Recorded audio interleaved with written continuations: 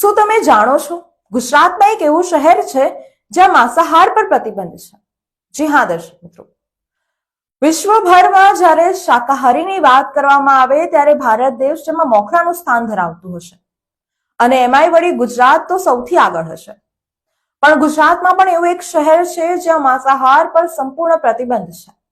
જી હા દર્શક મિત્રો, અને એ શહેર છે ગુજરાતનું પાલીતાણા, જે ભાવનગર પાસે આવેલું છે, જ્યાં લગભગ 200 જેટલા જૈન ભિક્ષુકોએ સતત આ મામલે વિરોધ પ્રદર્શન કર્યું હતું અને આ નિર્ણય સરકારે લીધો છે.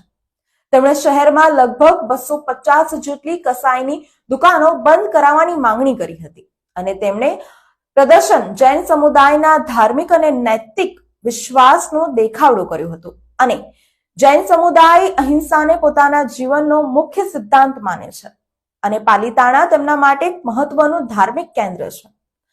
પાલીતાણા શહેરમાં માંસાહાર પર સંપૂર્ણ પ્રતિબંધ છે, જેમાં માંસાહારને જાહેરમાં વેચાણ કરવું તેમજ ઈંડાનું વેચાણ કરવા પર પણ કાનૂની કાર્યવાહીની જોગવાઈ કરવામાં આવી છે. પાલીતાણા કોઈ સાધારણ શહેર જરાય નથી, પરંતુ જૈન સમુદાયના અનુયાયીઓ માટે ખૂબ જ મહત્વનું કેન્દ્ર છે અને એક ધાર્મિક સ્થળ છે. જૈન મંદિરોનું શહેર પણ આ શહેરને કહેવામાં આવે છે, જેમાં જૈન મંદિરોના શહેરના ઉપનામ પણ આ પાલીતાણાને મળેલું છે.